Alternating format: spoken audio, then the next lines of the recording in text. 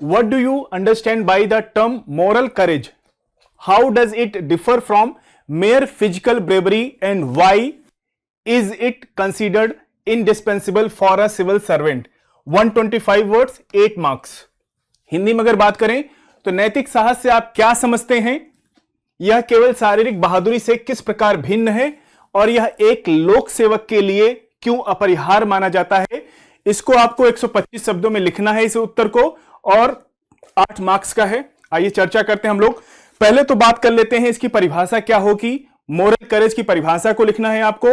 उसके बाद जो उत्तर प्रश्न का दूसरा भाग है, शारीरिक बहादुरी से यह किस प्रकार भिन्न है और यह एक लोक सेवक के लिए क्यों अपरिहार्य माना जाता है, इसको आपको लिखना है।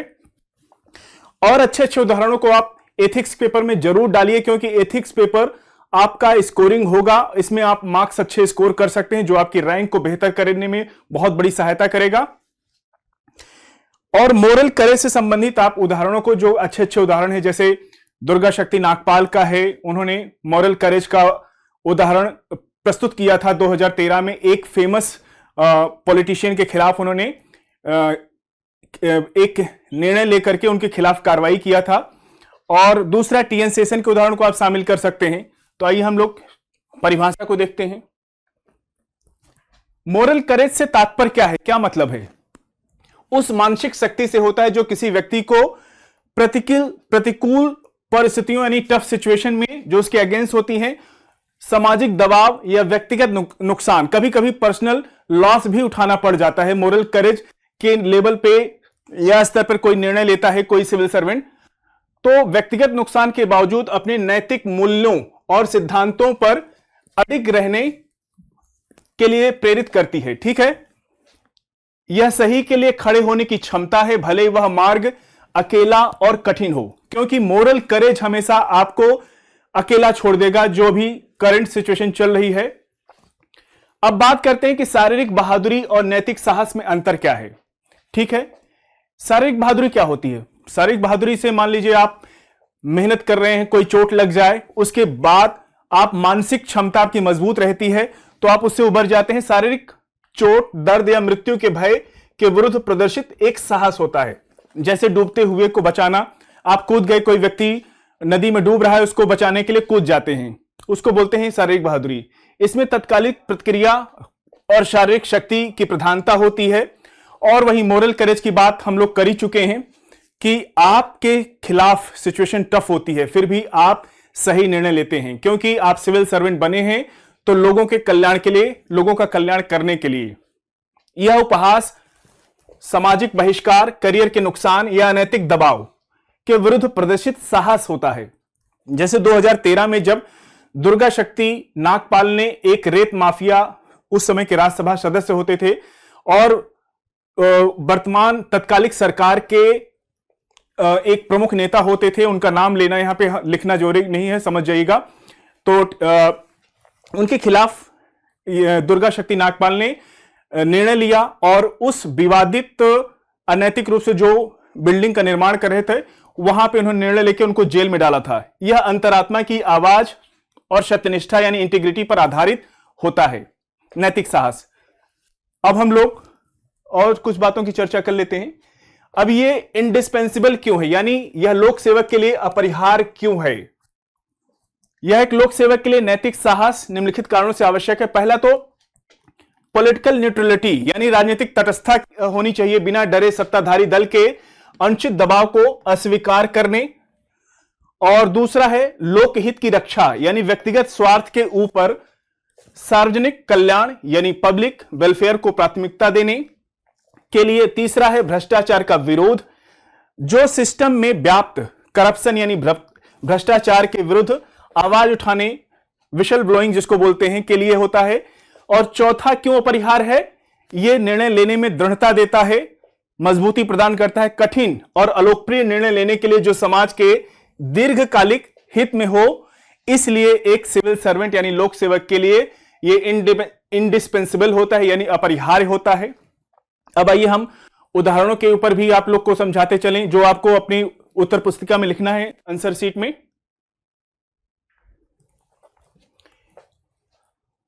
अब यहां दो उदाहरण है, दुर्गा शक्ति नागपाल का, ये 2008 बैच की आईएएस ऑफिसर रहती हैं, लेकिन ये मामला होता है 2013 में, ये चर्चा में आया।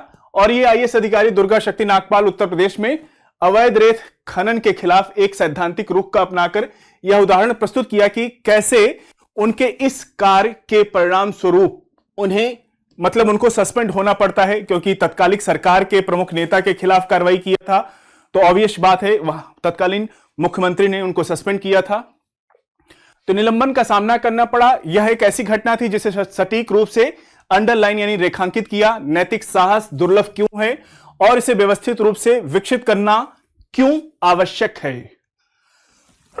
दूसरा उदाहरण आप प्रस्तुत कर सकते हैं 1990 का, जो TN session chief election commissioner हुआ करते थे उस दौरान। 1990 के दशक में भारत के प्रमुख chief election commissioner patch, Bharat के मुख्य चुनाव आयुक्त यानी चीफ कमिश्नर के रूप में टीएन सेशन ने असाधारण स्तर का नैतिक साहस प्रदर्शित किया।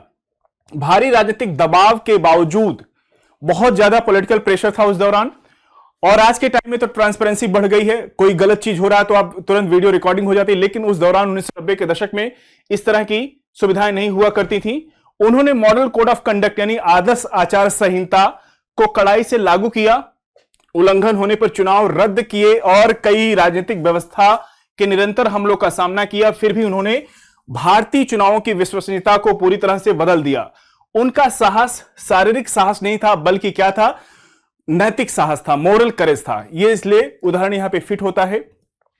लास्ट में उत्तर को अच्छे कंक्लूजन के साथ यानी अच्छे निष्कर्ष के साथ उसका उत्तर का समापन कीजिए। निष्कर्ष क्या होना चाहिए? जहां शारीरिक बहादुरी सीमाओं की रक्षा करती है, वहीं नैतिक साहस लोकतंत्र और शासन में नैतिकता की रक्षा करती है, संविधान की रक्षा करता है। आपका मोरल करेज यानी नैतिक शासन जो आपके लिए जरूरी है, सिविल सर्वेंट बनने जा रहे हैं, चाहे वो स्टेट, चाहे वो प्रांतीय सिविल सेवा में, चाहे वो संघ लोक सेवा में आईएएस हो या पीसीएस हो। इसलिए आपको अच्छे निष्कर्ष के साथ इसका समापन भी करना पड़ेगा। अब हम लोग अगले प्रश्न की ओर बढ़ेंगे।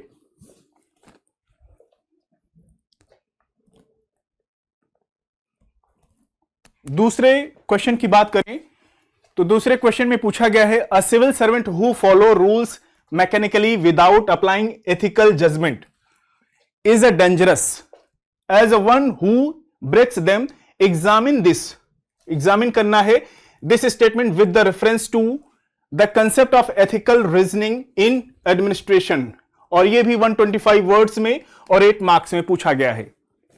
हिंदी में बात करें तो यह एक ऐसा लोक सेवक जो बिना नैतिक निर्णय का प्रयोग किए केवल यांत्रिक रूप से यानी मैकेनिकली रूप से नियमों का पालन करता है, यह वह उतना ही खतरनाक है जितना कि वह नियमों का उल्लंघन करता है।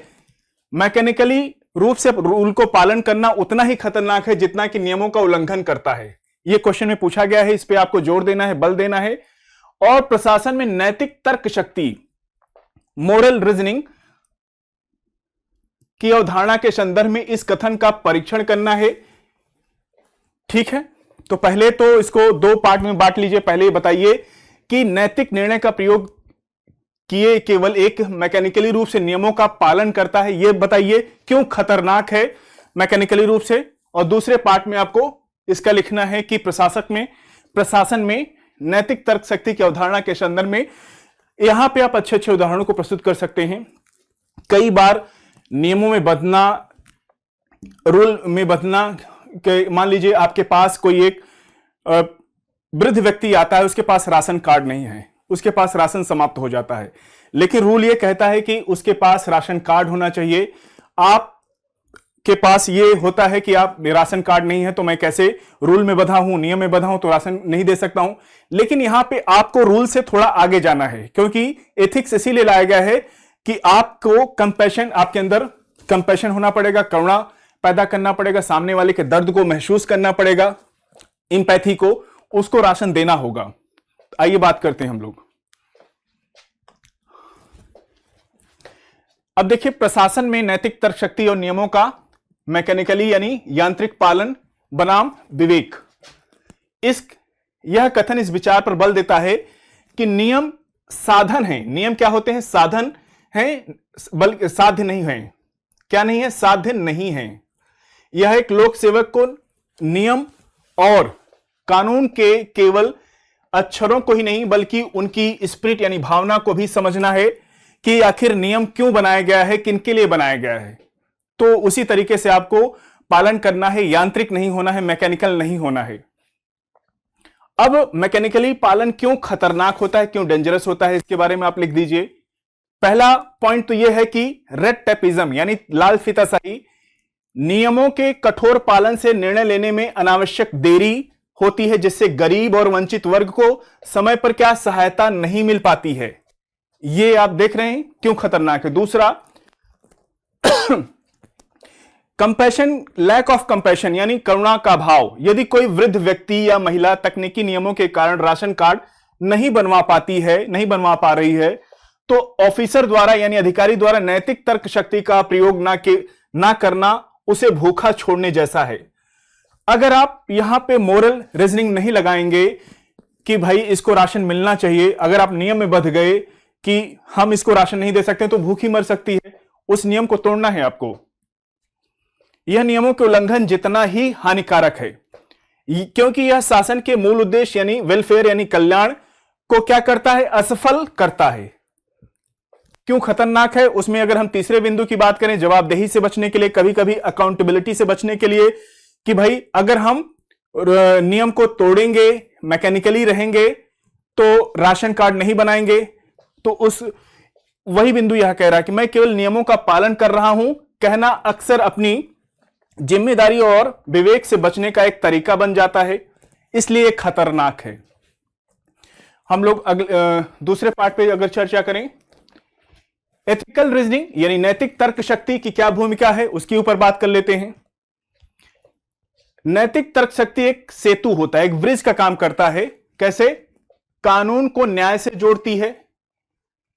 कानून को न्याय से कैसे जोड़ती है? एक तो आपका इनर वॉइस, और इनर वॉइस की क्या? अंतरात्मा की आवाज। जहां नियम स्पष्ट हो वहां लोक सेवक को अपनी नैतिकता का प्रयोग करना चाहिए। सिविल सर्वेंट हैं, जहां पे रूल स्पष्ट नहीं है, क्लियर नहीं है, वहां पे आप अपनी इनर वॉइस को यूज करिए कि आखिर सामने वाले का हमें कल्याण करना होगा, वेलफेयर करना होगा, तो क्या कदम उठाना चाहिए।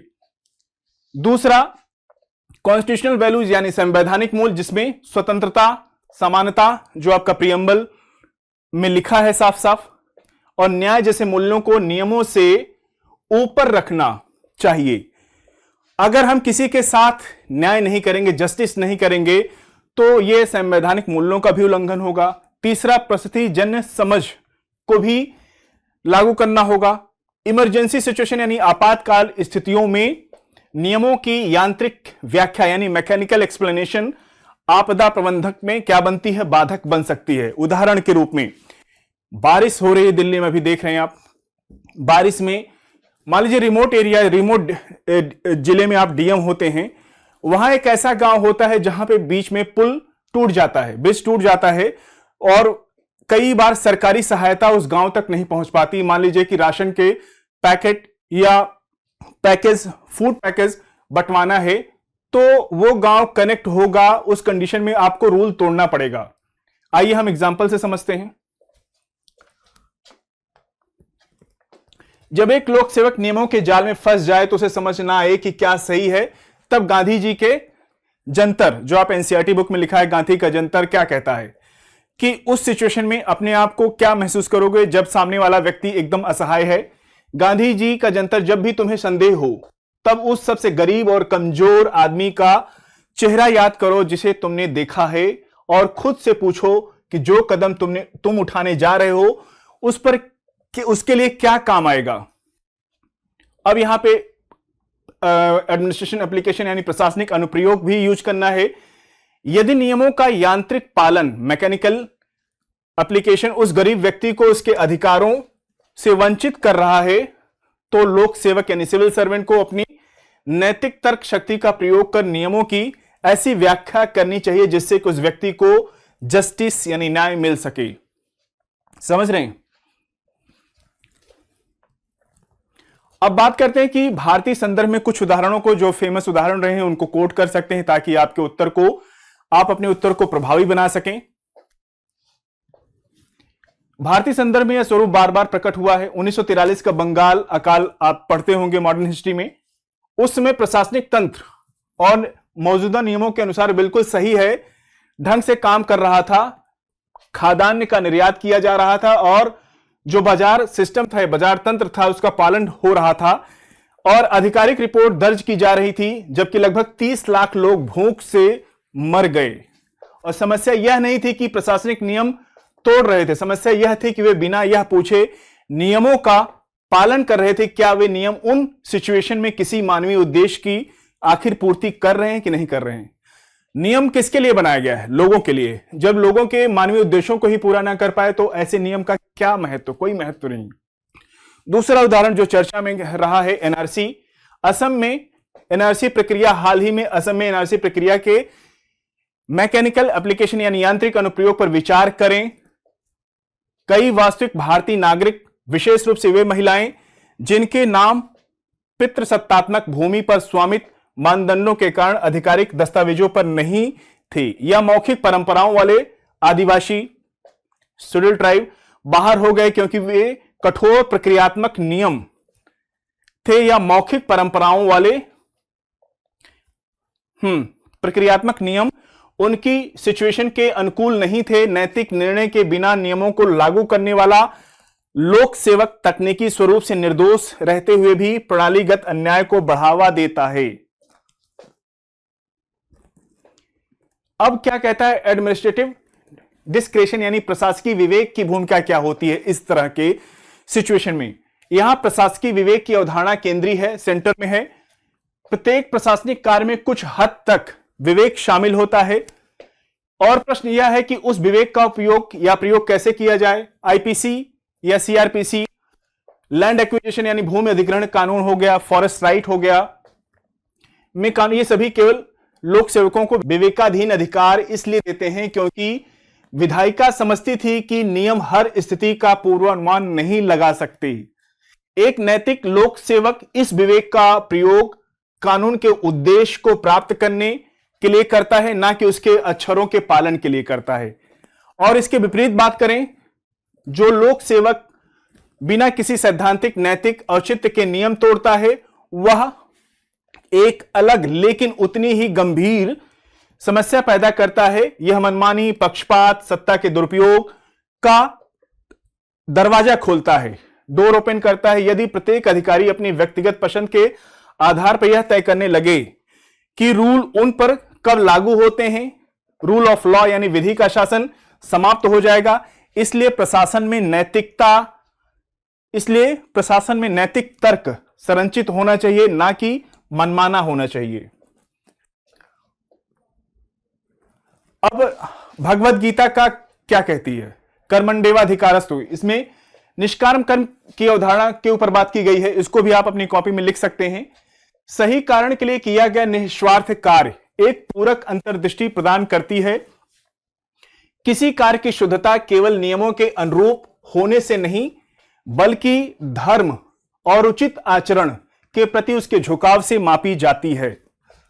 आदर्श लोक सेवक ना तो नियमों की मशीन है और ना ही उन नियमों का उल्लंघन करने वाला अराजकतावादी, बल्कि वह एक एथिकल एजेंट यानी नैतिक अभिकर्ता जो समझता है कि नियम क्यों मौजूद हैं। वह निष्ठा एवं बुद्धिमत्ता दोनों के साथ उनके अंतर्निहित उद्देश्य की सेवा करता है।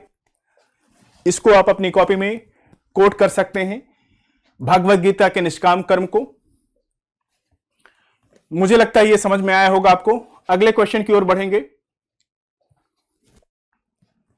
क्वेश्चन नंबर 3 में की बात करें तो इसमें 2 ए और बी पार्ट में क्वेश्चन पूछा गया है। Differentiate between sympathy and empathy in the context of public service delivery. अगर इसकी हिंदी की बात करें तो लोक सेवा में वितरण के संदर्भ में सहानुभूति और समानुभूति के बीच में आपको अंतर बताना है। और जो इस तरह के क्वेश्चन पूछे जाते हैं ना, अंतर करने वाला, वो बहुत आपके लिए स्कोरिंग होता है। आप अच्छा मार्क्स स्कोर कर सकते हैं।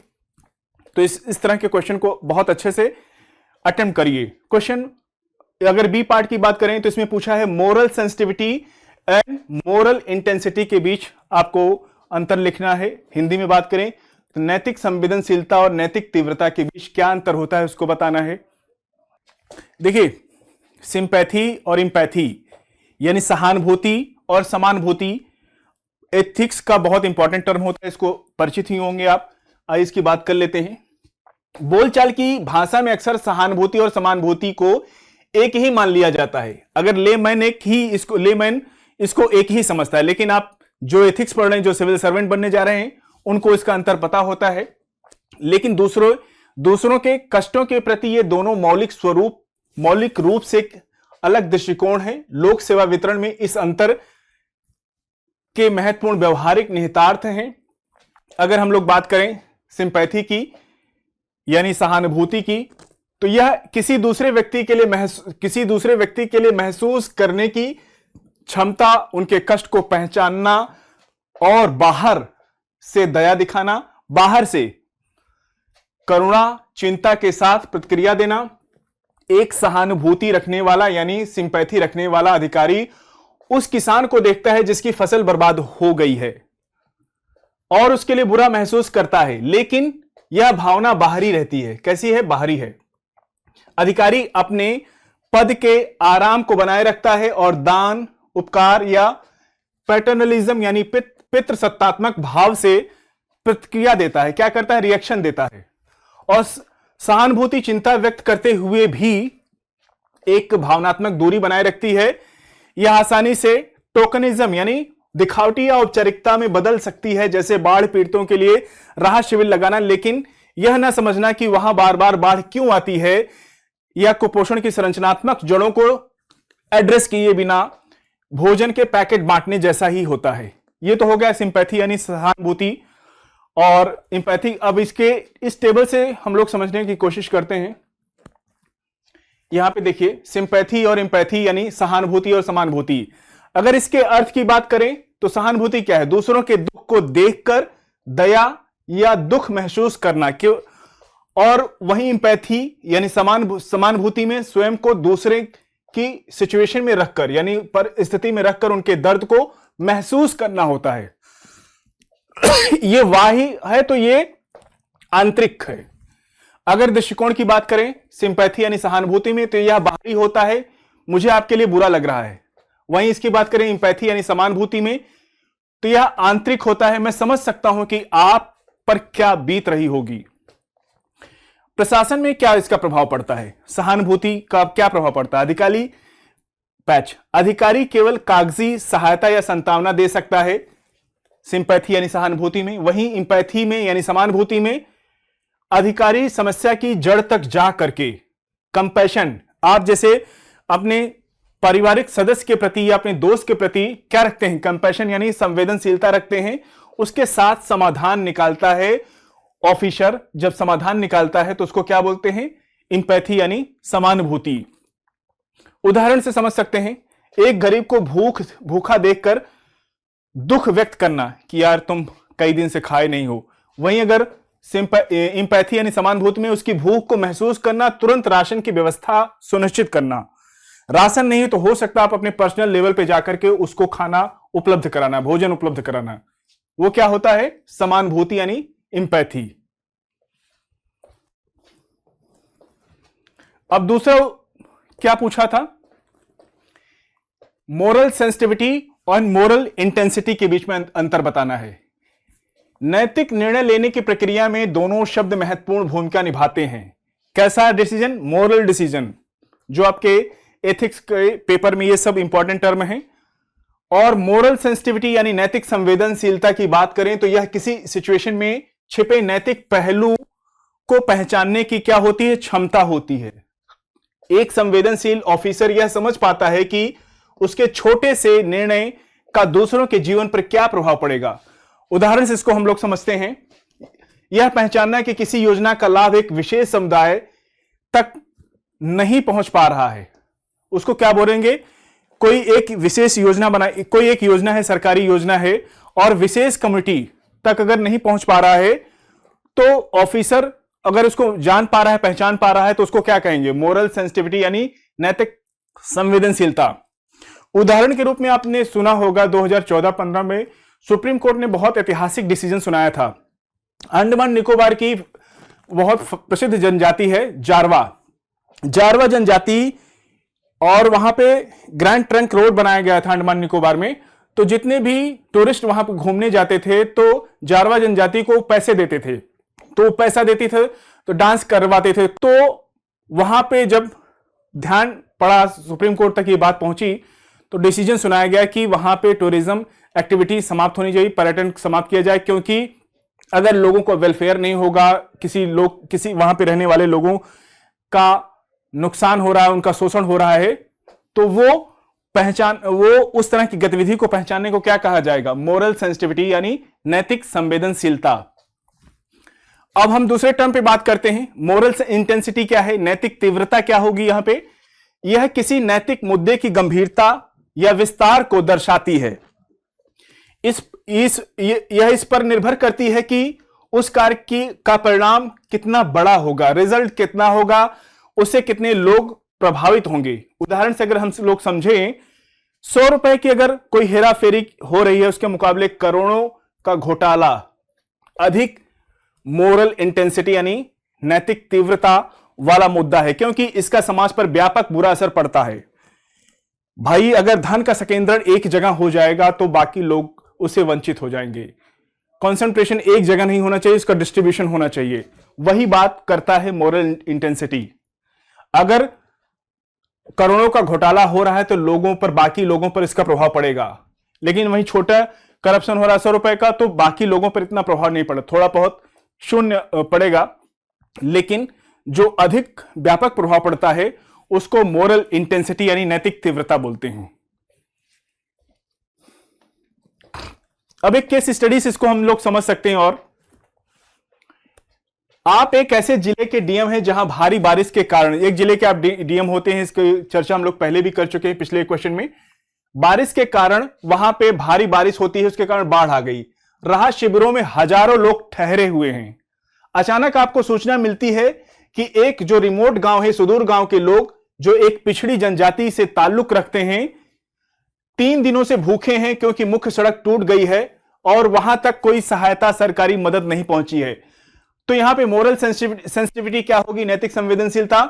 जैसे ही आपको यह खबर सुनते हैं, आपको नैतिक संवेदनशीलता आपकी जागृत हो जाती है, एक्टिव हो जाती है। आप तुरंत पहचान लेते हैं कि यह केवल एक लॉजिस्टिक समस्या नहीं है, बल्कि एक गंभीर नैतिक मुद्दा है। आप महसूस करते हैं कि यदि उन तक फूड यानी भोजन नहीं पहुंचा तो यह उनके जीवन के अधिकार यानी राइट टू लाइफ का उल्लंघन होगा। वहीं मोरल इंटेंसिटी यानी नैतिक तीव्रता की बात करें तो यहां नैतिक तीव्रता बहुत अधिक है। क्यों है? क्योंकि जो परिणाम होगा वो बहुत उसका व्यापक होगा। देरी होने पर कई लोगों की जान जा सकती है। अगर निकटता की बात करें तो वे लोग आपके जिले के नागरिक हैं और पूरी तरह से प्रशासन पर क्या करते हैं? डिपेंड करते हैं। इसलिए तीसरा क्या है? समय की कमी। मुद्दा अभी और इसी वक्त अर्जेंसी समाधान की मांग करता है, तो वहां पे समाधान के लिए क्या करेंगे? आप हेलीकॉप्टर भेज करके उन लोगों को फूड पहुंचाएंगे या उन लोगों को वहां से लेकर के राहत शिविर में पहुंचाएंगे। ये तो तीव्र समाधान होगा। और अब बात करते हैं सिंपैथी वर्सेस एम्पैथी यहां पे कैसे लागू होती है कि भाई आपने महसूस तो कर लिया 3 दिन से भूखे, हां तुम 3 दिन से भूखे हो, लेकिन आप उनके भूख को महसूस करते हुए उनको तुरंत भोजन उपलब्ध कराते हैं। वो क्या होगी? एम्पैथी होगी, समानुभूति। आइए उदाहरण से समझते हैं हम लोग। सहानुभूति, यदि आप केवल यह सोचे बेचारे ग्रामीण, उनके साथ बहुत बुरा हो रहा है, उनके लिए बहुत दुख है, इससे काम नहीं चलेगा, और फिर फाइल पर लिख करके छोड़ दें कि सड़क ठीक होने पर सहायता भेजें, और यह केवल सहानुभूति है, सिंपैथी है। जब सड़क ठीक हो जाएगी तब हम आपको भोजन देंगे। उस दौरान वो लोग मृत हो जाएं या उनका मर जाएं तो उससे क्या होगा? इससे लोगों की भूख नहीं मिटेगी। और वहीं एम्पैथी यानी समानुभूति की बात करें तो एक संवेदनशील ऑफिसर के रूप में आप स्वयं को उनकी जगह रखकर सोचते हैं, अगर मैं या मेरा परिवार 3 दिन से भूखे होते और चारों तरफ पानी होता तो मुझे कैसा महसूस होता? उसको क्या बोलेंगे? एम्पैथी, समानुभूति। आपको बेचैन कर देगी। इसका एक्शन क्या होना चाहिए, परिणाम क्या होना चाहिए? समानुभूति और उच्च नैतिक तीव्रता के कारण आप सड़क ठीक होने का इंतजार नहीं करेंगे, आप तुरंत एयरफोर्स यानी वायुसेना से संपर्क कर एयर ड्रॉप हेलीकॉप्टर से भोजन गिराने का ऑर्डर देंगे या स्थानीय तैराकों नावों की व्यवस्था कर स्वयं वहां पहुंचने की कोशिश करेंगे। यही आपसे उम्मीद करता है यूपीएससी या यूपीपीएससी। ठीक है, अब निष्कर्ष क्या होना चाहिए इस प्रश्न के उत्तर का? निष्कर्ष देखिए, लोक सेवा में समानुभूति, नैतिक संवेदनशीलता एक अधिकारी को पीपल सेंट्रिक यानी लोक केंद्रित बनाते हैं। समानुभूति और नैतिक संवेदनशीलता तो लोगों को पीपल सेंट्रिक बनाते हैं, जिससे शासन में क्या है, मानवीय मूल्यों की स्थापना होती है। मानवीय मूल्यों की स्थापना ही उद्देश्य है एथिक्स के पेपर का, इसीलिए आपके अंदर ये क्वालिटी होनी चाहिए। कहा जाता है OLQ क्वालिटी आपके अंदर, आप IAS बनने जा रहे हैं या PCS बनने जा रहे हैं, ये होना चाहिए, ऑफिसर लाइक क्वालिटीज। ओके, अगले क्वेश्चन की ओर हम लोग बढ़ेंगे। अगर प्रश्न 4 की बात करें यहां पे, तो 4 में पूछा गया है what is the conflict of interest in public office, discuss 2 common situation in which civil servant in India face such a conflict and suggest how they should be handled. ये भी 125 वर्ड्स में और 8 मार्क्स का question है। हिंदी में बात करें तो पब्लिक ऑफिस यानी लोक पद या लोक कार्यालय में हितों के टकराव से क्या अभिप्राय है? भारत में लोक सेवकों के समक्ष आने वाली ऐसी 2 सामान्य परिस्थितियों की चर्चा कीजिए और बताइए कि उन्हें किस प्रकार इसे संभाला जाना चाहिए। इस क्वेश्चन को भी 2 पार्ट में तोड़ लीजिए। पहले पार्ट में आप बताइए कि हितों का टकराव से मतलब क्या होता है, क्या अभिप्राय है, पहले तो उसका अर्थ बताइए, मीनिंग बताइए। फिर दूसरे पार्ट में भारत में लोक सेवकों के समक्ष आने वाली ऐसी 2 सामान्य सिचुएशन की चर्चा करना है, बताइए कि उन्हें किस प्रकार हैंडल किया जाना चाहिए। कॉन्फ्लिक्ट ऑफ इंटरेस्ट यानी हितों का टकराव तब उत्पन्न होता है जब अधिकार के पद पर आसीन व्यक्ति का कोई निजी या व्यक्तिगत हित होता है जो उनके आधिकारिक कर्तव्यों के निर्वहन को अनुचित रूप से प्रभावित कर सकता है। हितों के टकराव की मुख्य विशेषता यह नहीं है कि वास्तव में भ्रष्टाचार हुआ है, बल्कि यह है कि अनुचित प्रभाव की संभावना मौजूद है। ठीक है, एक ऐसी स्थिति जो आधिकारिक निर्णय लेने की निष्पक्षता, तटस्थता और विश्वसनीयता से समझौता करती है, जैसा कि OECD ने इसे परिभाषित किया है। हितों के टकराव में एक सार्वजनिक अधिकारी के सार्वजनिक कर्तव्य और निजी हितों के बीच संघर्ष शामिल होता है, जिसमें ऑफिसर या अधिकारी का निजी हित और उनके आधिकारिक कर्तव्यों के प्रदर्शन को अनुचित रूप से प्रभावित कर सकता है। निजी हित कैसे होते हैं, इसकी चर्चा हम लोग करेंगे। भाई, आपका पर्सनल इंटरेस्ट वहां क्रिएट हो जाता है कि भाई हम इस सरकारी स्कीम से अपने लोगों को उसमें फिट कर दिया जाए, उनके माध्यम से पैसा कमाया जाए, उसको बोलते हैं निजी हित। हितों का टकराव 3 प्रकार का हो सकता है। वास्तविक यानी रियल, जब पूर्व ग्रह पहले से ही निर्णयों को प्रभावित कर रहा हो। संभावित क्या, पॉसिबिलिटी क्या होती है, जब निजी हित भविष्य में निर्णयों को प्रभावित कर सकता हो। या प्रतीत, ऐसी सिचुएशन जहां एक तर्कसंगत व्यक्ति यह निष्कर्ष निकाल सकता है कि निर्णय प्रभावित हो सकते हैं भले ही वे ना हों। ये तीनों सिचुएशन में, ये तीनों ही नैतिक रूप से समस्याग्रस्त है। प्रसिद्ध लैटिन सिद्धांत कोई भी अपने मामले में स्वयं न्यायाधीश नहीं होना चाहिए, इस बुनियादी चिंता को स्पष्ट करता है। इस तरह की बुनियादी चिंता यह स्पष्ट करता है जब व्यक्तिगत हित यानी पर्सनल इंटरेस्ट और आधिकारिक कर्तव्य टकराते हैं तो सार्वजनिक कार्रवाई की अखंडता खतरे में पड़ जाती है। कैसे? 2 सिचुएशन से हम लोग समझते हैं। पहली सिचुएशन क्या करती है, मान लीजिए आपने, जैसे ऑफिसर क्या है, कॉन्ट्रैक्ट, ठेका, डिस्ट्रीब्यूशन होता है, अनुबंध आवंटन और व्यवसायिक संबंध में, इसकी चर्चा हम लोग अभी कर रहे थे। अपने पर्सनल लोगों को सरकारी ठेका अलॉट करना, उदाहरण के रूप में शराब के ठेका, या और भी उदाहरण मान लीजिए कि कोई कंस्ट्रक्शन है, ब्रिज का निर्माण हो, तो अपने दोस्त या अपने रिश्तेदार को उसका ठेका, पुल का निर्माण का ठेका देना। तो कैसे होता है प्रभावित, अब बात करते हैं। भारतीय प्रशासन में हितों के टकराव की सबसे आम स्थिति यो में एक होती है प्रोक्योरमेंट यानी खरीद, और कॉन्ट्रैक्ट यानी अनुबंध। आवंटन प्रक्रिया है। एक डीएम या जिला मजिस्ट्रेट विभाग प्रमुख होता है, जिन्हें बुनियादी ढांचे या टेंडर्स, सेवाओं के लिए क्या होती हैं, निविदाएं होती हैं, जिनको टेंडर बोला जाता है, स्वीकृत करनी होती है उनके करीबी रिश्तेदार, मित्र या व्यवसायिक भागीदार, बिजनेस पार्टनर जिसको बोलते हैं, बोलीदाताओं में शामिल हो सकते हैं कि भाई वो लोग बोली लगा सकते हैं। अगर वो बोली लगाएंगे टेंडर में तो आप उनको टेंडर दे देंगे। तो क्या हुआ, करप्शन होगा, भ्रष्टाचार। भले ही अधिकारी निष्पक्षता के साथ योग्यता के आधार पर मूल्यांकन करने का प्रयास करे, लेकिन रिश्ते का मात्र अस्तित्व ही प्रक्रिया को क्या करेगा, कलंकित कर देगा कि ये पूरी प्रक्रिया ही पूरी तरह से करप्ट है, भ्रष्टाचार है इसमें इन्वॉल्व। इसको उदाहरण से हम लोग समझ सकते हैं। 2014-15 में अपने सीएजी के मैटर को अगर बात करें, इसकी सुना होगा। सीएजी की जांचों में कई राज्यों में ऐसे मामले पाए गए जहां टेंडर कमेटी में यानी निविदा समितियों में ऐसे सदस्य शामिल थे जिनके जीतने वाले बोलीदाताओं के साथ अघोषित वित्तीय संबंध थे, अनडिक्लेयर्ड फाइनेंशियल रिलेशन थे। अब इस तरह के सिचुएशन में क्या समाधान हो, इसे संभालने के लिए सक्रिय या डिस्क्लोजर यानी प्रकटीकरण और परित्याग की आवश्यकता होती है। जैसे ही सिविल सेवक को ऐसे संबंध का पता चले, उन्हें तुरंत अपने वरिष्ठ को लिखित रूप में सूचित करना चाहिए। दूसरा, निर्णय लेने की प्रक्रिया के सभी चरणों, जिनमें मूल्यांकन से लेकर अंतिम डिसीजन तक, से स्वयं को पूरी तरह से अलग कर लेना चाहिए। स्वयं को पूरी तरह से इस तरह के जब कोई भी एक्टिविटी हो तो स्वयं को पूरी तरह से अलग कर लेना चाहिए, यह समाधान सुझाता है।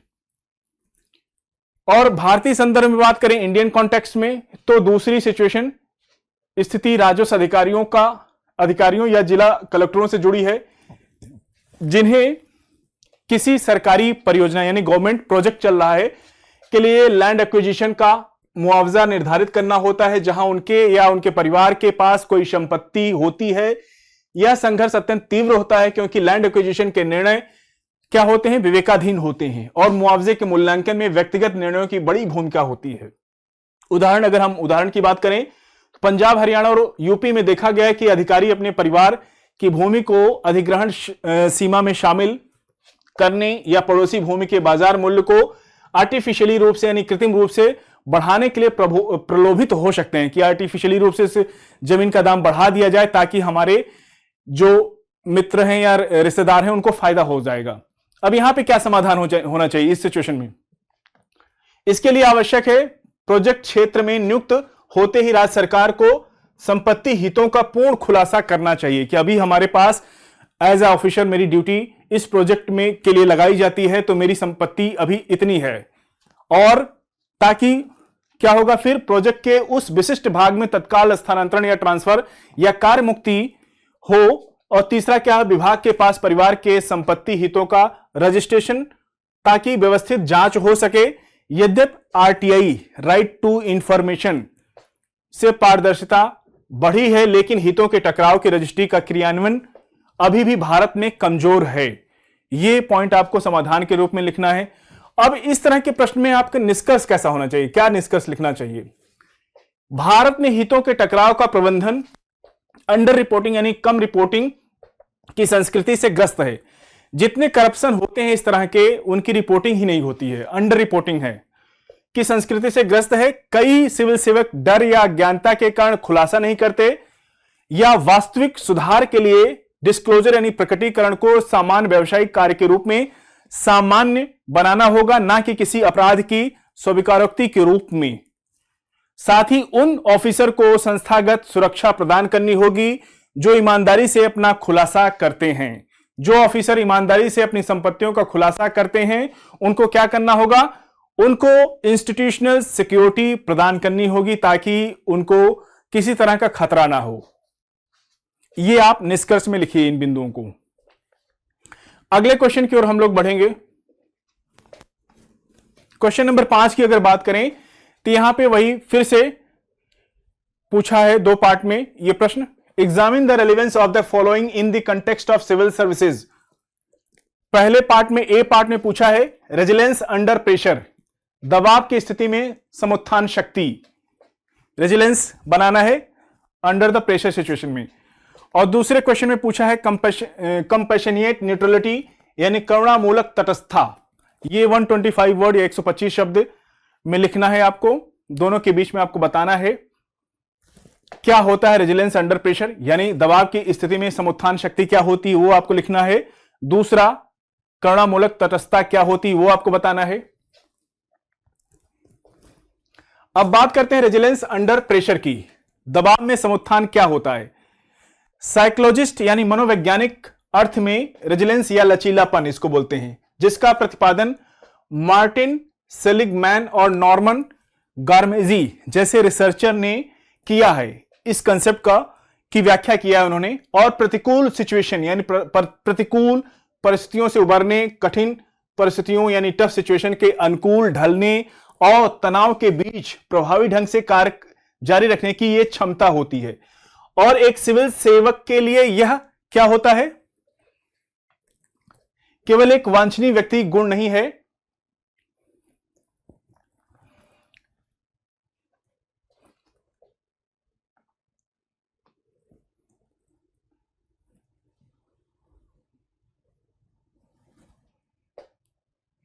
अब आइए देखिए इसको हम लोग कुछ उदाहरणों से भी समझ सकते हैं। एक हर्षमंदर पूर्व आईएएस थे, उनके करियर एक आयाम दिखाता है जिन्होंने करियर की कीमत पर भी अपने मूल्यों पर टिके रहने का साहस दिखाया। दूसरी ओर आरबी श्री कुमार जैसे ऑफिसर ने व्यवस्था के भीतर रहकर लचीलापन दिखाया और भारी दबाव के बावजूद सटीक रिपोर्ट दर्ज करना जारी रखा। यहां पे साइकोलॉजिकल टफनेस क्या होगी, यानी मनोवैज्ञानिक मजबूती क्या होगी। सुजैन कोबासा द्वारा पहचाने गए मनोवैज्ञानिक सुदृढ़ता के संकल्पना से भी यह जुड़ा है, जो प्रतिबद्धता, नियंत्रण और चुनौती का एक ऐसा संयोजन है जो दबाव में प्रभावी कार्यक्षमता सक्षम बनाता है। अब बात करते हैं कंपैशनेट न्यूट्रलिटी क्या होती है, करुणापूर्ण तटस्थता क्या होगी। करुणापूर्ण तटस्थता से अगर बात करें तो ये प्रत्यक्ष रूप से विरोधाभासी गुणों का एक समावेश है, एक साथ समावेश है।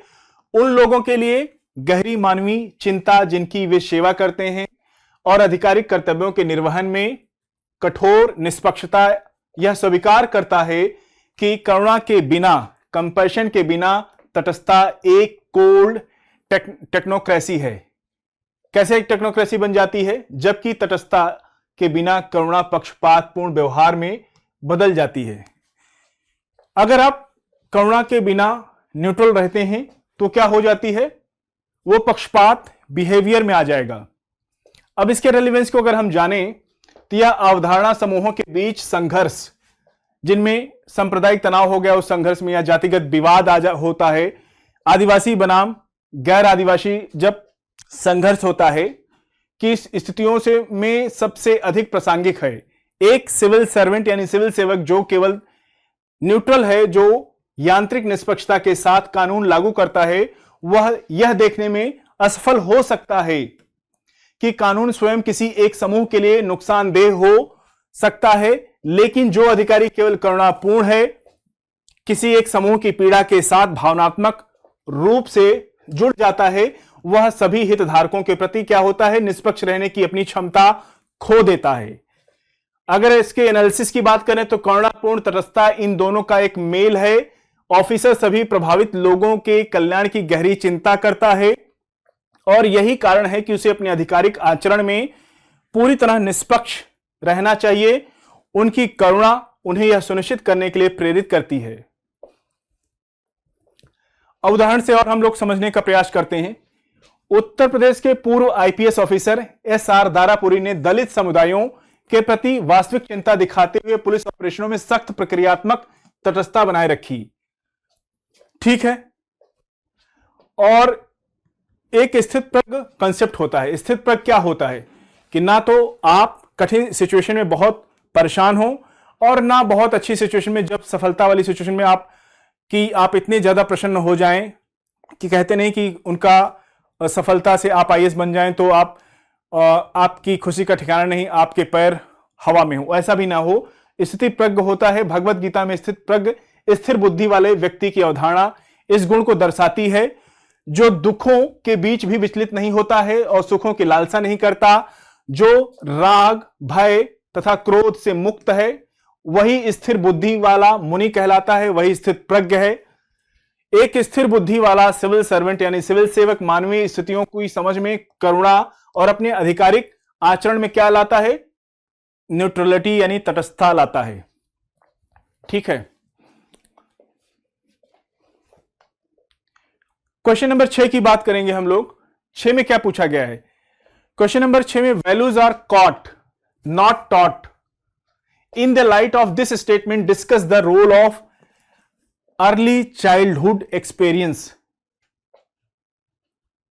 And peer groups in shaping the ethical character of civil servant.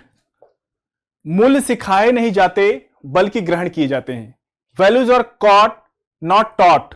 ग्रहण किए जाते हैं। वैल्यू क्या कहे जाते हैं? ग्रहण किए जाते हैं, सिखाए नहीं जाते, टॉट नहीं किए जाते। इस कथन के आलोक में किसी लोक सेवक के नैतिक चरित्र के निर्माण में प्रारंभिक बाल्यकालीन अनुभवों और सहकर्मी समूहों की भूमिका की यहां पे आपको चर्चा करना है, लिखना है।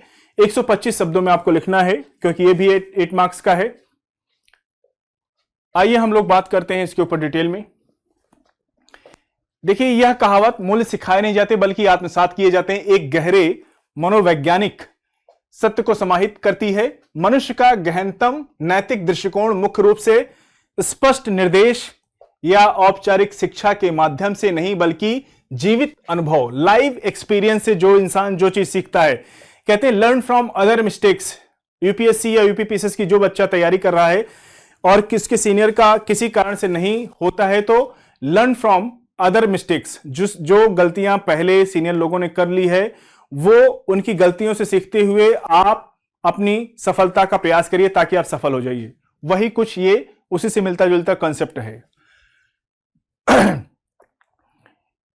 जीवित अनुभव, अवलोकन, अनुकरण, भावनात्मक लगाव और अपने सामाजिक वातावरण में मौजूद मॉडल्स यानी आदर्शों के आंतरिककरण के माध्यम से बनता है।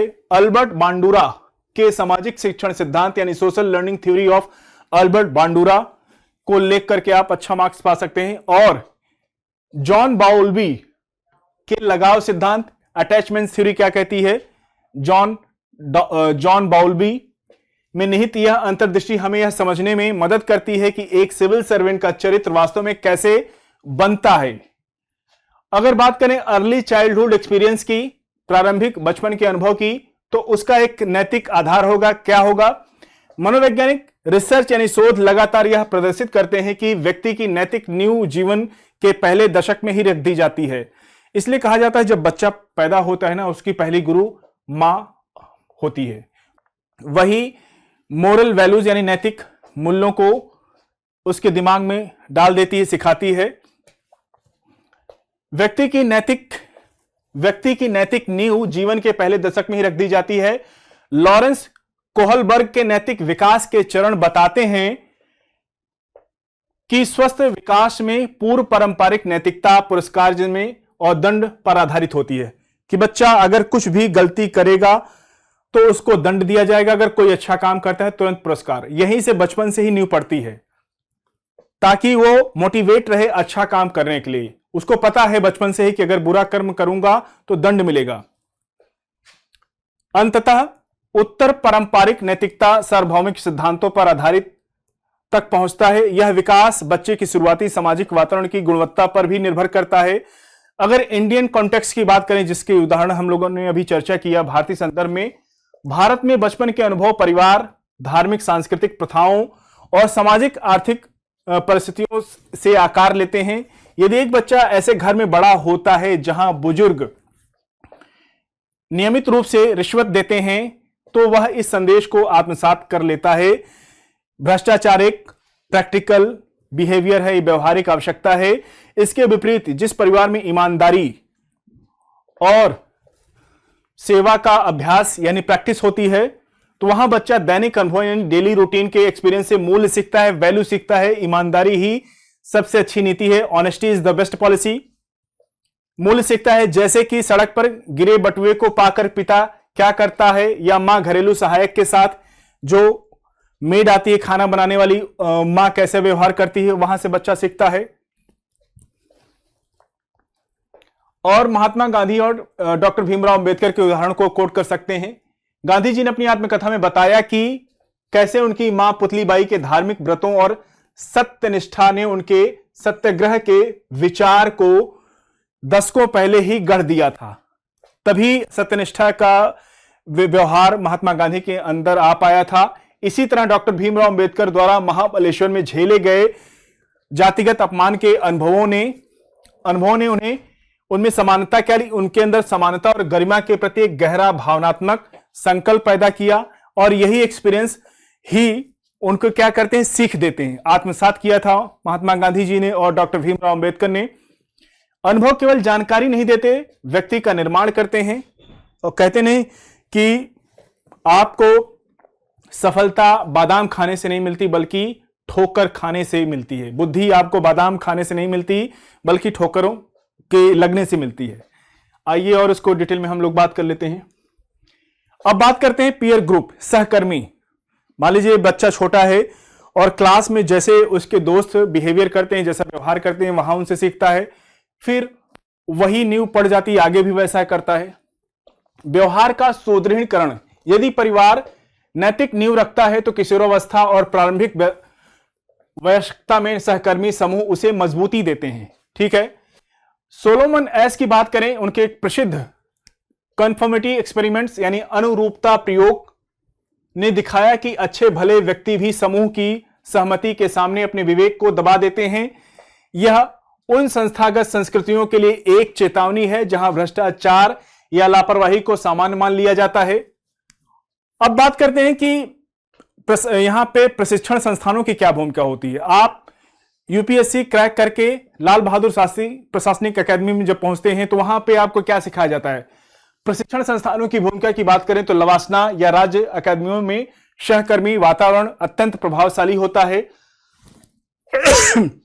यदि ट्रेनिंग ऑफिसर यानी प्रशिक्षु अधिकारियों को वहां आदर्शवाद और जनसेवा की संस्कृति मिलती है तो उनके नैतिक संकल्प मौजूद होते हैं। लेकिन यदि वे वहां सिनिसिज्म यानी निराशावाद और करियरवाद की संस्कृति देखते हैं तो उनके मूल्य कमजोर पड़ सकते हैं। वही बात करें मॉरल डिसएंगेजमेंट यानी नैतिक विमुक्ति की, अल्बर्ट बांडुरा का कार्य दिखाता है कि सहकर्मी समूह वह सामाजिक ढांचा प्रदान करते हैं जिसके माध्यम से व्यक्ति या तो नैतिक मानकों को बनाए रखता है या उन्हें छोड़ देता है। जब किसी कार्य इकाई में भ्रष्टाचार सामान्य हो जाता है, मान लीजिए किसी ऑफिस में करप्शन बहुत नॉर्मल अभ्यास होता है, प्रैक्टिस होती है, तो वहां पे क्या होता है कि ईमानदार अधिकारी एक बाहरी या परेशानी पैदा करने वाला बन जाता है जिससे कि प्रतिरोध की सामाजिक कीमत बढ़ जाती है। वहीं बात करें सामूहिक ऊर्जा की, कलेक्टिव एनर्जी की, तो समाजशास्त्री एमिल दुर्खीम के अनुसार उच्च नैतिक मानकों वाले समूह एक साझा नैतिक ऊर्जा पैदा करते हैं जिससे कि व्यक्तिगत नैतिक कार्य करना आसान और स्वाभाविक हो जाता है। ठीक है। यहां पे पॉलिसी इंप्लीकेशन क्या होगा, नीतिगत निहितार्थ क्या हैं, यह समझना कि मूल्य सिखाए नहीं जाते, आत्मसात किए जाते हैं। यह एक तरह का सिग्नल होता है, संकेत देता है कि सिविल सेवा सुधार केवल कक्षा में नैतिकता पढ़ने तक सीमित नहीं रहने चाहिए। इसके लिए आवश्यक क्या है, ऐसे संस्थागत वातावरण का निर्माण करना जहां नैतिक व्यवहार को टॉप लेवल यानी शीर्ष स्तर से प्रोत्साहित और प्रदर्शित किया जाए। दूसरा है सामाजिक परिस्थितियों जैसे गुणवत्तापूर्ण स्कूली शिक्षा और लोकतांत्रिक परिवारों में निवेश करना जो सिविल सेवा परीक्षा से पहले ही नैतिक रूप से सुदृढ़ व्यक्ति तैयार कर सकें। जो क्वालिटी सिविल सर्वेंट के अंदर होनी चाहिए पहले बचपन में ही तैयार हो जाए। और ट्रेनिंग या प्रशिक्षण को इस तरह से डिजाइन करना कि प्रोबेशन यानी परीक्षा अवधि के दौरान जब आप आईएएस या पीसीएस बनने के बाद ट्रेनिंग करने जाते हैं, 1.5 से 2 साल की जो आपकी ट्रेनिंग होती है, उस ट्रेनिंग के दौरान ही अवधि के दौरान सकारात्मक और सहकर्मी मानदंडों को सक्रिय रूप से विकसित किया जा सके।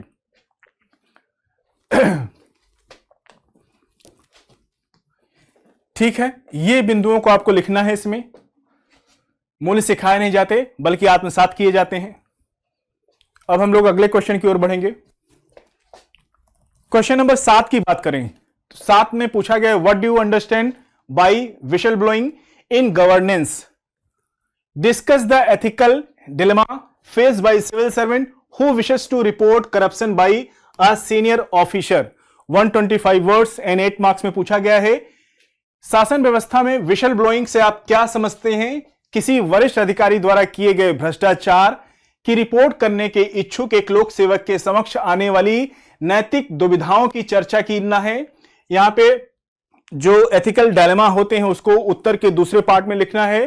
पहले पार्ट में आप बताइए कि विशल ब्लोइंग क्या होती है। आइए चर्चा करते हैं हम लोग।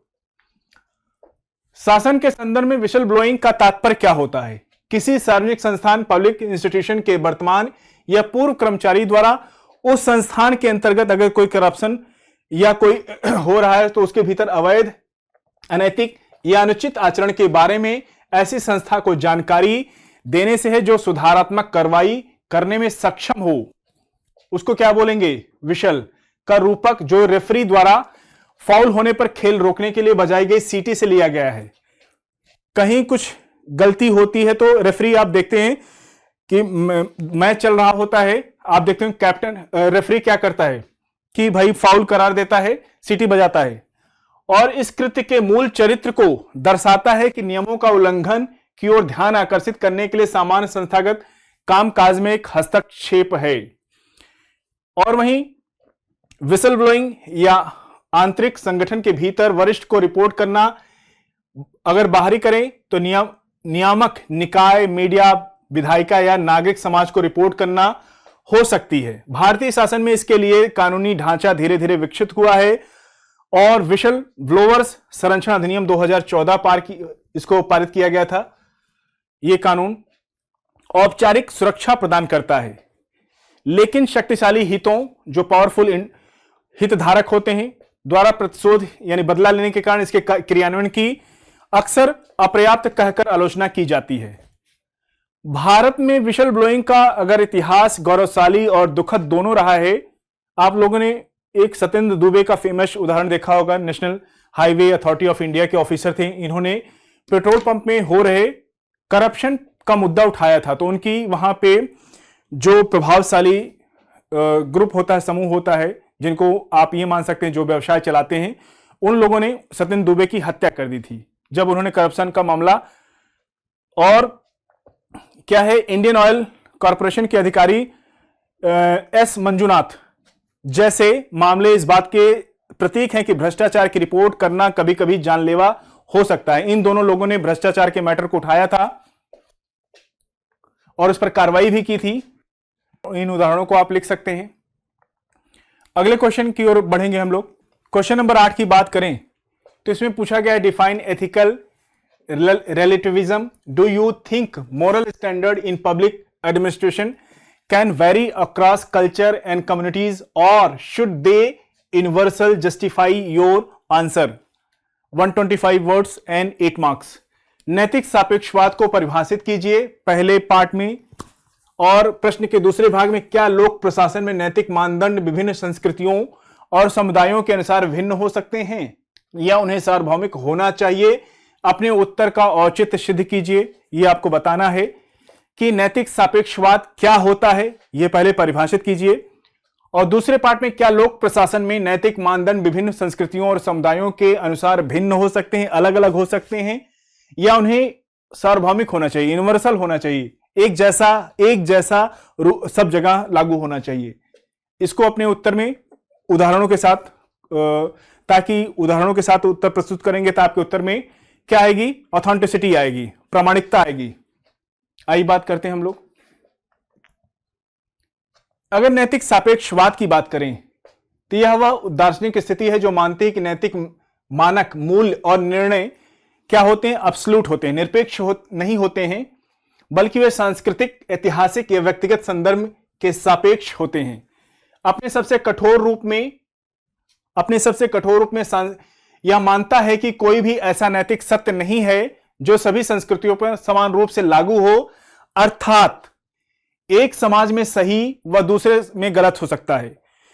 उदाहरण इसका समझ सकते हैं हम लोग, मुस्लिम समाज में देखते होंगे कई जगह क्या है कि आपस में ही ब्लड रिलेशन में ही शादी हो जाती है। चाचा के बेटी की शादी कर दी जाती है अपने भाई के बेटे के साथ ही, या मौसी की बेटी की शादी दूसरी मौसी के बेटे के साथ कर दी जाती है। लेकिन वहीं हिंदू संस्कृति में यह सब अलाउड नहीं होता है, इसलिए यह यूनिवर्सल नहीं हो सकता। सांस्कृतिक भिन्नता के पक्ष में क्या तर्क है? यह अवलोकन सही है कि लोक प्रशासन में नैतिक मानकों को सांस्कृतिक संदर्भ के प्रति संवेदनशील होना चाहिए। यहां अगर बात करें हम लोग लोकल गवर्नेंस यानी नैतिक शासन की, तो उदाहरण के लिए शासन में सामुदायिक भागीदारी का स्वरूप शहरी नगर पालिकाओं की तुलना में पेशा एक्ट 1996 के अंतर्गत आने वाली आदिवासी समाजों ग्राम सभाओं में प्रथागत कानून होता है में बहुत भिन्न होता है। भारत की 5वीं और 6ठी अनुसूची क्षेत्र और औपचारिक रूप से स्वीकार करते हैं कि स्वदेशी शासन संरचनाओं की अपनी वैधता है। अगर बात करें हितों के टकराव पैच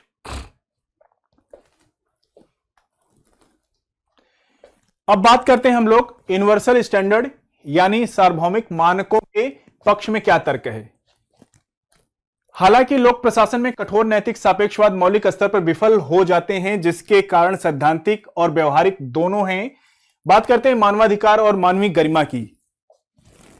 यदि नैतिक मानक विशुद्ध रूप से सापेक्ष होते तो सती प्रथा, यदि नैतिक मानक विशुद्ध रूप से सापेक्ष होते तो सती प्रथा या फिर FGM महिला जननांग विकृति, जाति आधारित छुआछूत या गुलामी की निंदा करने का कोई आधार ही नहीं होता। इन कृतियों की निंदा का आधार सार्वभौमिक होना चाहिए, यूनिवर्सल होना चाहिए। ये कुरीतियां अगर हिंदू समाज के लिए बहुत ही गलत हैं तो मुस्लिम समुदाय के लिए भी उतनी ही गलत है, सिख समुदाय के लिए भी उतनी गलत है, या क्रिश्चियन समुदाय के लिए भी उतनी ही गलत हैं। अब बात करते हैं कि कॉन्स्टिट्यूशनल स्ट्रक्चर क्या है, संवैधानिक ढांचा क्या है। डॉक्टर भीमराव अंबेडकर का यह आग्रह कि अनटचेबिलिटी, अस्पृश्यता या छुआछूत को समाप्त किया जाना चाहिए, चाहे इसकी जड़ें कितनी भी गहरी क्यों ना हो, इस नैतिक सार्वभौमिकता का प्रतिनिधित्व या रिप्रेजेंटेशन करता है। उन्होंने यह नहीं कहा कि अनटचेबिलिटी या अस्पृश्यता मेरे मानकों से गलत है लेकिन आपके लिए सही हो सकती है। उन्होंने कहा यह गलत है क्योंकि यह मानवीय गरिमा के विरुद्ध है। मानवीय गरिमा पर जोर दीजिए, इन शब्दों को अपनी कॉपी में उल्लेख करिए। और प्रशासनिक एकरूपता की बात करें, यह तो संवैधानिक ढांचा हो गया। अब बात करते हैं प्रशासनिक एकरूपता की।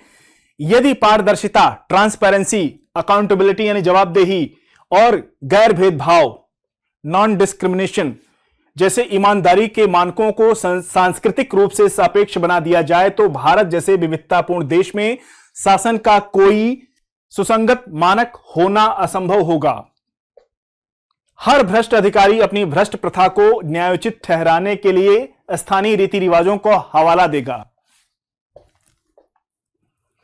अब इसका निष्कर्ष क्या होना चाहिए इस प्रश्न का? इसका निष्कर्ष होना चाहिए कि एक सिविल सर्वेंट यानी सिविल सेवक के लिए उपयुक्त तो स्थिति यह है कि अनुप्रयोग में सांस्कृतिक संवेदनशीलता के साथ सार्वभौमिक न्यूनतम मानक, ईमानदारी, गैर भेदभाव, समान गरिमा और जवाबदेही जैसे मूल प्रतिबद्धताएं किसी भी सांस्कृतिक संदर्भ में समझौता योग्य यानी नॉन नेगोशिएबल नहीं है। हालांकि इन मानकों को लागू करने का जो तरीका और समुदायों की भागीदारी की प्रक्रिया भारत की समृद्ध विविधता के प्रति उत्तरदायी होनी चाहिए। इस तरह के निष्कर्ष से अपने उत्तर का समापन कीजिए। अब हम लोग अगले क्वेश्चन की ओर बढ़ेंगे। अब हम लोग क्वेश्चन नंबर 9 की बात करते हैं। क्वेश्चन इसमें पूछा गया है, how can civil servant maintain objectivity while dealing with a politically sensitive decision. Discuss the role of institutional safeguards in the protecting bureaucrat neutrality. राजनीतिक रूप से संवेदनशील निर्णयों से निपटते समय एक लोक सेवक किस प्रकार वस्तुनिष्ठता बनाए रख सकता है? नौकरशाही की तटस्थता की रक्षा में संस्थागत रक्षोपाय की भूमिका पर चर्चा कीजिए। 125 शब्दों में इसको आपको लिखना है। इसको पहले पार्ट में तो आप बताइए कि राजनीतिक रूप से संवेदनशील निर्णयों से निपटते समय एक लोक सेवक की क्या ऑब्जेक्टिविटी यानी वस्तुनिष्ठता क्या होगी, कैसे बनाए रख सकता है। अगर बात करें ऑब्जेक्टिविटी यानी वस्तुनिष्ठता की, तो व्यक्तिगत हित, राजनीतिक निष्ठा या बाहरी दबाव के प्रभाव के बिना तथ्यों, विकल्पों और परिणामों का मूल्यांकन करने की जो क्षमता होती है भारतीय लोकतांत्रिक व्यवस्था में एक सिविल सेवक के लिए बनाए रखना सबसे कठिन गुणों में से एक है। यहां निर्वाचित सरकारों के पास नीति निर्देशित करने का वैध अधिकार है और अधिकारियों की करियर प्रगति अक्सर राजनीतिक आकाओं के साथ, राजनीतिक आका मतलब जो लीडर होते हैं, जो आपके मुख्यमंत्री होते हैं, जो सीएम होते हैं, उनके साथ संबंधों से प्रभावित होती है। और यह चुनौती काल्पनिक नहीं है। भारतीय संसदीय लोकतंत्र में सिविल सेवा संवैधानिक रूप से निर्वाचित सरकार के अधीनस्थ है। प्रश्न यह नहीं है कि क्या सिविल सेवकों को निर्वाचित सरकारों के निर्देशों का पालन करना चाहिए, बल्कि प्रश्न यह है कि क्या उन्हें तब भी ऐसा करना चाहिए जब वे निर्देश तथ्यात्मक, सटीकता, कानूनी औचित्य या संवैधानिक दायित्वों से समझौता करते हो। व्यक्तिगत अधिकारियों के लिए क्या रणनीतियां होनी चाहिए? पहला तो है प्रक्रियात्मक एंकरिंग, प्रोसीजरल एंकरिंग। प्रत्येक महत्वपूर्ण निर्णय को लिखित प्रक्रियाओं, कानूनी प्रावधानों और पूर्व उदाहरणों पर आधारित करना। यदि किसी राजनीतिक रूप से प्रभावशाली व्यक्ति का खनन पट्टा आपने कैंसिल करना हो तो स्पष्ट कानूनी मानदंडों के आधार पर हर कदम का दस्तावेजीकरण अधिकारी को पेशेवर और कानूनी दोनों रूप से बचाता है। ठीक है। दूसरा, व्यक्तिगत अधिकारियों के लिए क्या रणनीतियां होनी चाहिए? दूसरा है असहमति का संस्थागतकरण करना।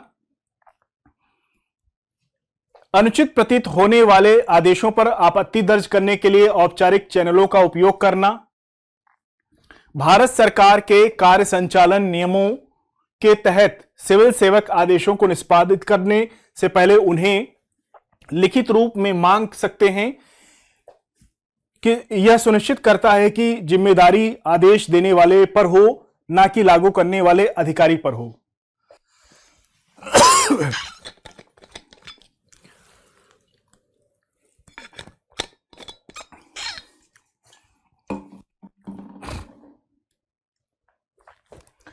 तीसरा क्या है? हितधारक दस्तावेजीकरण यानी स्टेक होल्डर डॉक्यूमेंटेशन की अगर हम लोग बात करें तो प्रभावित समुदायों के साथ परामर्श को औपचारिक रूप से रिकॉर्ड करना।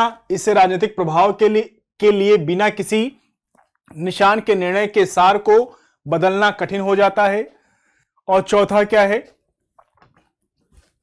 मैक्स वेबर की साचलिच किट, कार्य के प्रति एक तटस्थ और पेशेवर दृष्टिकोण विकसित करना जो व्यक्तिगत भावनाओं और बाहरी दबावों को पेशेवर निर्णय को बिगाड़ने से क्या करता है? रोकता है। अब बात करते हैं इंस्टीट्यूशनल सेफगार्ड यानी संस्थागत सुरक्षा उपाय की। व्यक्तिगत गुण आवश्यक है किंतु पर्याप्त नहीं है। संरचनात्मक वातावरण को भी वस्तुनिष्ठता का समर्थन करना चाहिए। पहला है सिक्योरिटी ऑफ टेन्योर, कार्यकाल की सुरक्षा होनी चाहिए ताकि ऑफिसर काम कर सके कि भाई हमारा 2 साल से पहले यहां पे ट्रांसफर नहीं होगा।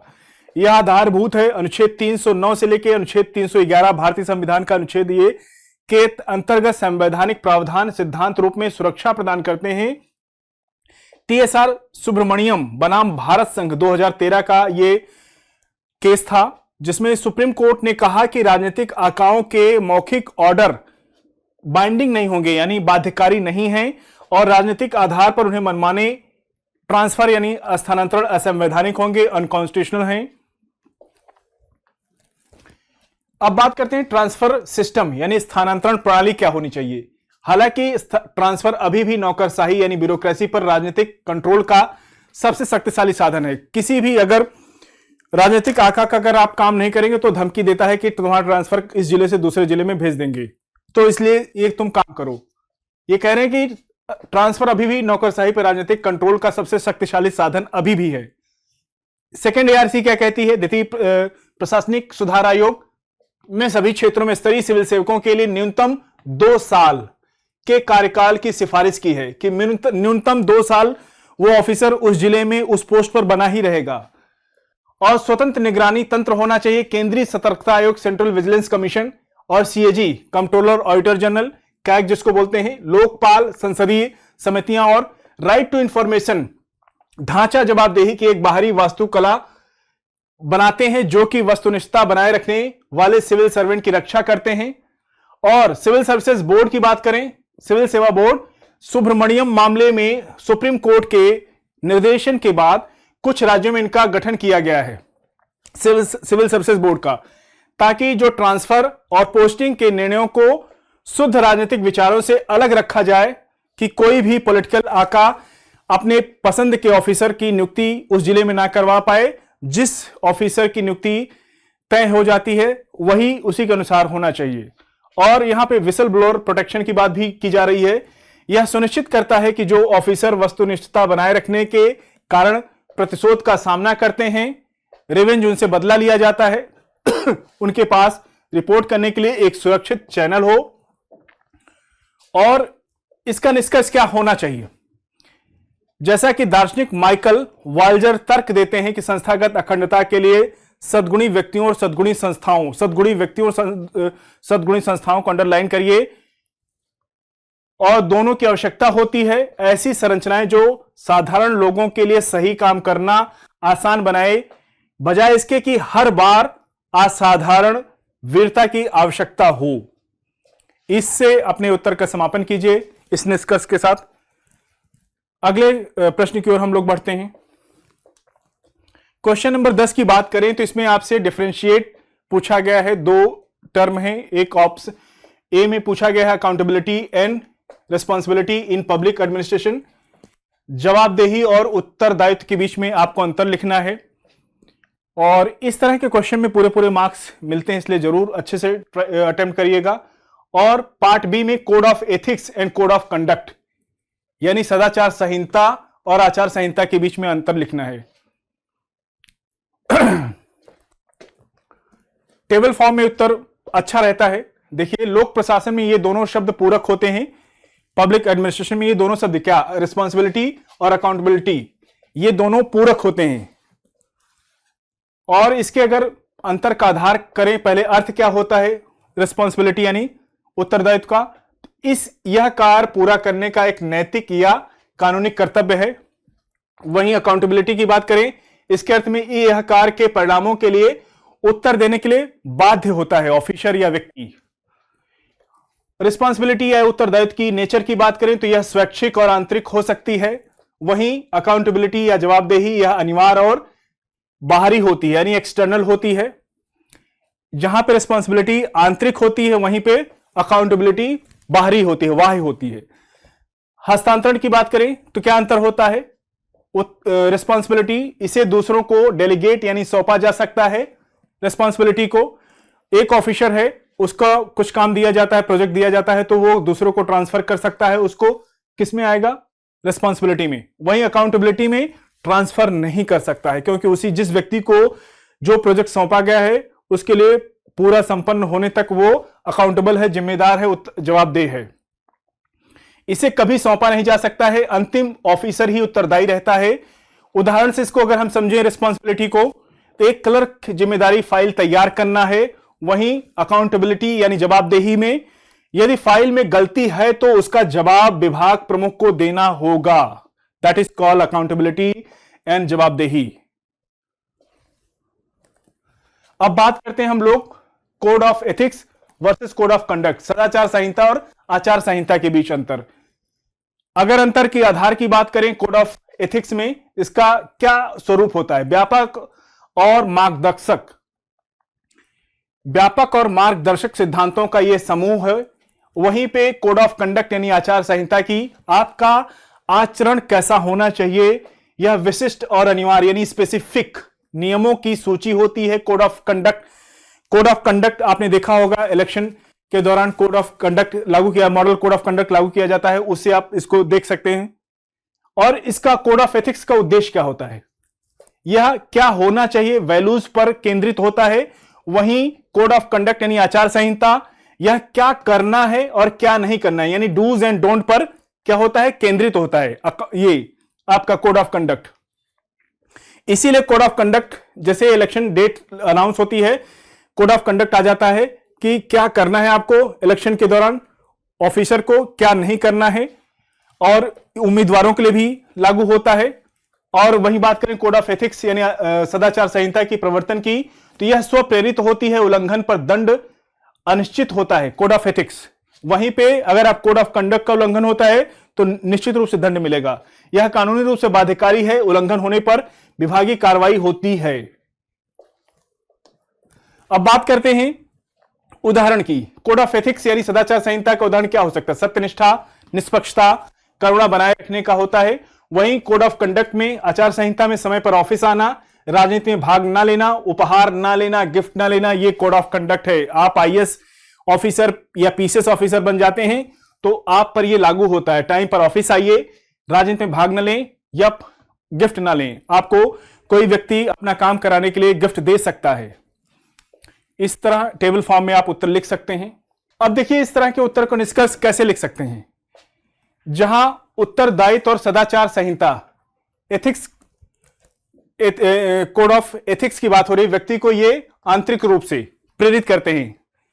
वहीं अकाउंटेबिलिटी यानी जवाबदेही या कोड ऑफ कंडक्ट आचार संहिता बाहरी नियंत्रण सुनिश्चित करके प्रशासन में क्या लाती है, ट्रांसपेरेंसी लाता है, पारदर्शिता लाते हैं। तो इसके साथ, इस निष्कर्ष के साथ अपने उत्तर का समापन कीजिए। और हम लोग आज 10 क्वेश्चन का डिस्कशन करेंगे, अगले पार्ट को दूसरे वीडियो में रखेंगे। तो इस डिस्कशन को यहीं पे इसका समापन करेंगे। मिलते हैं अगले अंक में, तब तक के लिए आपका धन्यवाद। Thank you.